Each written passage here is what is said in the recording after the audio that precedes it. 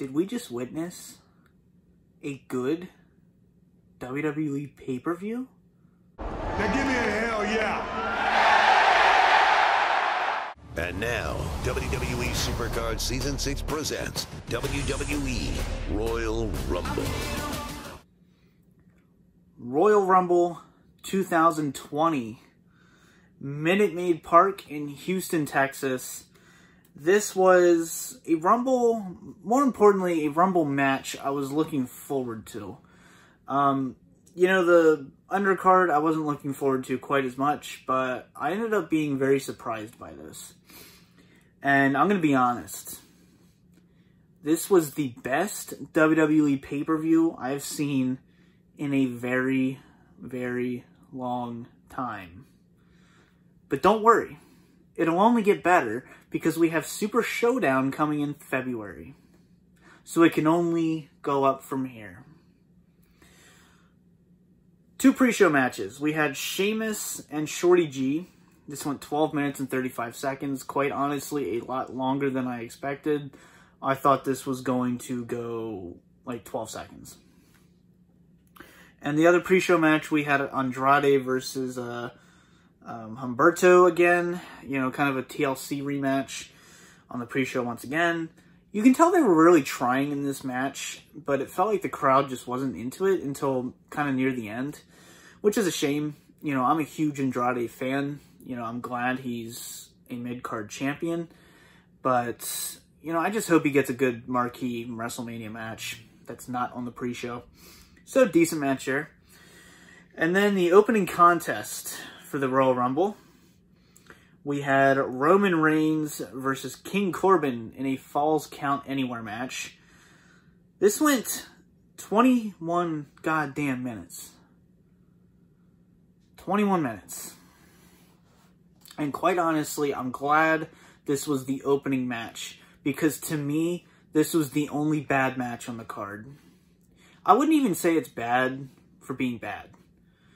This was so bad that it was entertaining. It's like Batman and Robin. It's a bad film, horrible film, but I can watch it very often because it's entertaining, and it's so bad it's good. That's kind of how this felt. It felt more of a joke match. You know, they were brawling in the crowd. You had some steel step spots. You had 2 table spots. And, of course, you had the Usos, you know, Bobby Roode and Dolph Ziggler getting involved, which kind of felt overbooked at times.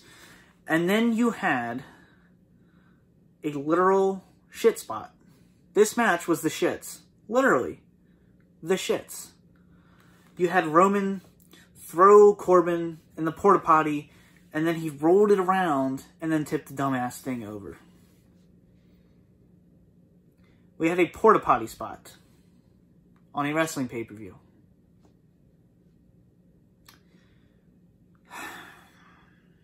Roman gets the win with a spear on the dugout. And the fact that he won, honestly, kind of made me sure he wasn't going to win the Rumble. Because it's kind of tradition, if you lose your match, you're going to win. But my 2 picks for this Rumble was either Roman or Drew McIntyre. So, we'll get to that. So, then we had the 30 Women Royal Rumble match. And I'm glad this went second. I'm glad that they didn't move this up on the card. You know, that's another thing. This pay-per-view was very well paced. You know, I wouldn't have it be the opening match. I would have something more action-packed, which is what we had. And then have the slow burn Royal Rumble match next. So that was good. And to me, this was the best Women's Rumble match. I thought the first one was good, the second one was bad. This one, I would even say, is great. You know, it feels like the women are really figuring out how to pace out a Royal Rumble match properly. And that's understandable. They didn't have Rumble matches before 2018. So it feels like they're really finding their stride here. Our first 2... we had Alexa Bliss and Bianca Belair. And, you know, Alexa Bliss was in there for a while. And we had Belair. She had 8 eliminations. And obviously, well, hopefully she has a bright future. because she looked really strong in this match. Then we had Molly Holly appearing as Mighty Molly. You had her little superhero theme and everything. Then we had Lana and Liv Morgan. They had a little spot together. Candice LeRae showed up. We had a bunch of NXT in here. Dakota Kai, Chelsea Green. Charlotte was number 17. Beth Phoenix, number 19. And she actually, Beth Phoenix, I don't know what spot it was, but she actually cut the back of her head really bad. And I commend them for not stopping the match, not being a bunch of pussies and pulling her out, and actually letting the match go on.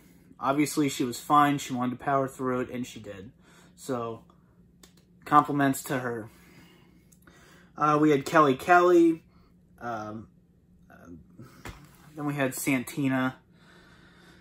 Okay, I knew Santina Marella was going to be on this pay-per-view, but I didn't actually think it would be Santina Marella.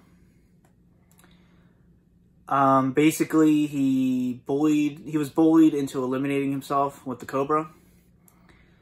And yeah, that's that. It's good to see him again. But, yeah.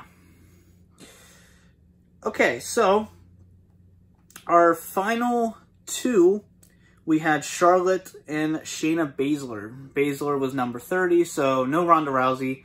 No Trish Stratus or anything like that. And Baszler was actually my pick until today, where the betting odds had an immediate shift for Charlotte. And I guess it was a last-minute pick for her to win. And I love Charlotte. I don't necessarily think she needed to win. Because here's the thing.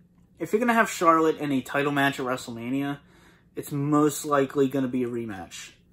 Because at this point, I'm assuming they're building Bayley and Sasha Banks. That's what I've heard. And then we have Becky Lynch. And I really don't want to see Becky versus Charlotte again. I really don't. So we'll see. But overall, like I said, this was a really good Rumble match. And I feel like it was the first great women's Rumble match. And it was very surprising. Next, we had Bayley versus Lacey Evans in a singles match for the Women's Championship. You know, this honestly just felt like filler. You know, it was very kind of slow paced. You had some good heat with Lacey Evans' family. But other than that, you know, obviously Bayley was winning. And kind of a surprise ending, you know. It didn't end with a finisher. It just ended with a reversal and then the pin. So, you know, I kind of commend him for that. It's not often you see just kind of a random pin nowadays. That's not like a roll-up or something. So, decent match. And then we had The Fiend Bray Wyatt versus Daniel Bryan in a strap match for the Universal Championship. I'm a fan of old school strap matches. Like 1970s, early 80s strap matches, you know, something to that degree, like those really just brutal strap matches. And that's why I was kind of scared for this one, because in a PG environment, strap matches can be kind of boring, but if you have the right people in there, they can make it entertaining. And that's exactly what they did. They had great in-ring psychology with the strap. You know, this wasn't some squash match for, you know, Bray Wyatt. This is a slow burn storytelling match. And I give him credit for that. You know, this was everything you would expect a Daniel Bryan strap match to be. You know, they were actually utilizing the strap. They were being smart with it. They were using it as a tool and a weapon instead of just a prop. And, you know, this is a very entertaining match. And they made Daniel Bryan look strong in losing. You know, we all knew he wasn't going to win this. But he looked good. You know, they had him lose to the Mandible Claw. We had a couple of near finishes, but they weren't anything near, you know, the shit we have seen with Bray Wyatt so far. And they also got rid of the red lighting, which, thank fuck. Nobody likes the red lighting. Nobody. Not even the wrestlers. They all hate it. So a very good strap match here.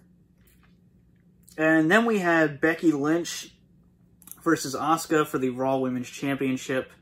And then you had Kairi Sane on the side.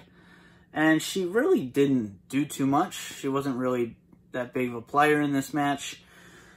This was a better match than I expected. I don't think it's as good as their match last year for the 2019 Rumble. But I would definitely say it was kind of similar to Daniel Bryan. Like, we knew Asuka wasn't going to win, but she would at least look strong in losing. This one, it's always tough for me because I'm not a Becky Lynch fan. And at times, it feels like she has to be carried through matches. And it's just sad because you can tell Asuka is just so much better. And people are going to shit on me for this because everyone loves Becky Lynch. I don't see the detrimental talent that Becky has. You know, I just felt I'd rather see Asuka as champion. I'd rather see the title move on at this point. But, you know, I just wish Asuka, I wish she would have won. You know, we all knew she wouldn't. You know, this is all about Becky getting her win back, and obviously they're going with the 1-year title reign up to WrestleMania, if not longer. But this is a very good, fast-paced match. You know, I feel like Asuka was the MVP here.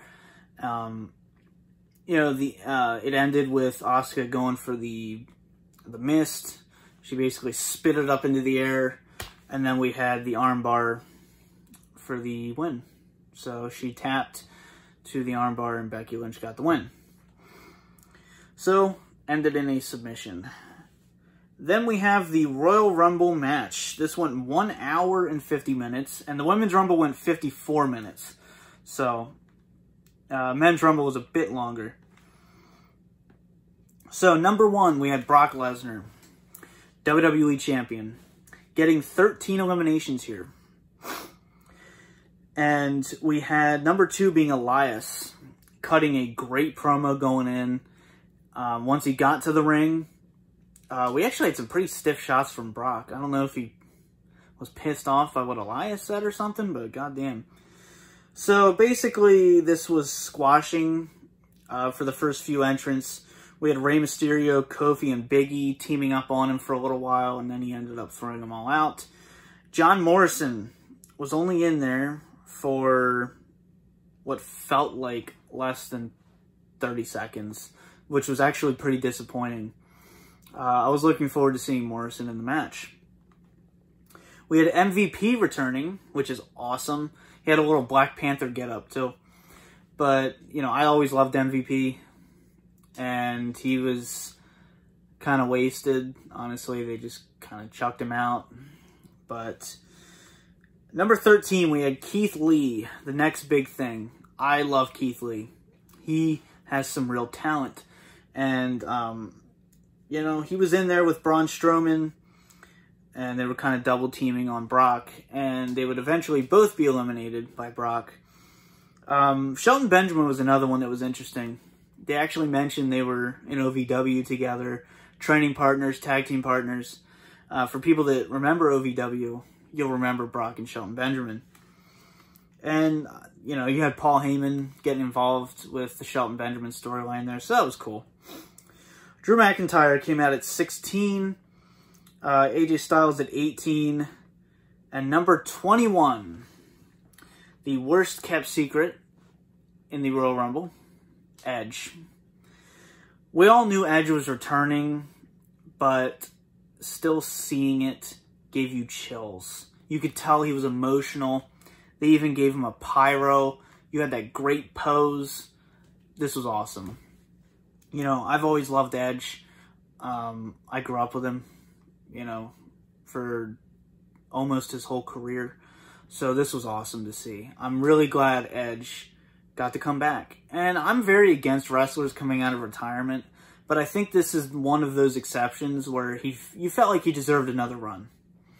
And like an actual retirement, you know. not just beating Alberto Del Rio in the opening WrestleMania match at one of the worst WrestleManias of all time. So, yeah, this was awesome. And he looked really good. There was a point where you could see he was a little gassed, but, you know, he still looked really good in the ring. You had him teaming up with Randy Orton. Some, you know, rated RKO mentioned there. Matt Riddle at 23, eliminated by Baron Corbin. So, yeah, fuck you, Matt Riddle. We all know how much I hate you.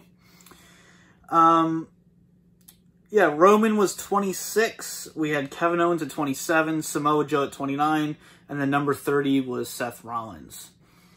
And Seth Rollins, of course, you know, they're really setting up that WrestleMania feud with, like, Samoa Joe and, you know, Kevin Owens and all that.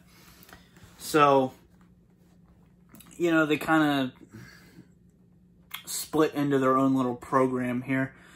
But the final few, we had Drew McIntyre, Roman Reigns, and then Rated RKO. And then they all just took out Seth Rollins, which was great. You have Edge being eliminated by Roman, and then Drew McIntyre eliminating Roman to get the win here. So, this is why this Rumble is so important. Not very often anymore do you feel like the Rumble is actually building towards something. This was making a new star. And I really hope Drew McIntyre wins at WrestleMania to solidify this Royal Rumble win. Because, yeah, Nakamura and Asuka won in 2018, but they really didn't go anywhere. So I really want to see Drew McIntyre go somewhere to really solidify and make this Rumble important. This was one of the best pay-per-views, WWE pay-per-views, I've seen in a very long time. Which kind of worries me, because I feel like it peaked. It can only go downhill from here. But let's hope WrestleMania is good. And let's hope Saudi shit show, we can just get that over with, so we can get to more important things. So when it comes to a letter grade for this show, I'm going to give this a B+. And honestly, I'm really glad I did not have too many bad things to say about this pay-per-view. There wasn't a single actual bad, boring match on this card. You know, and that's impressive. It really is. At a time when it feels like WWE can only fuck things up and do wrong, you have stuff like this. So, let's hope that this can continue on. Because at the end of the day, I haven't enjoyed a pay-per-view this much in a long time, WWE-wise. So, yeah. Give me your letter grades down below and your thoughts. For now, this has been the DVD Freak. Peace out.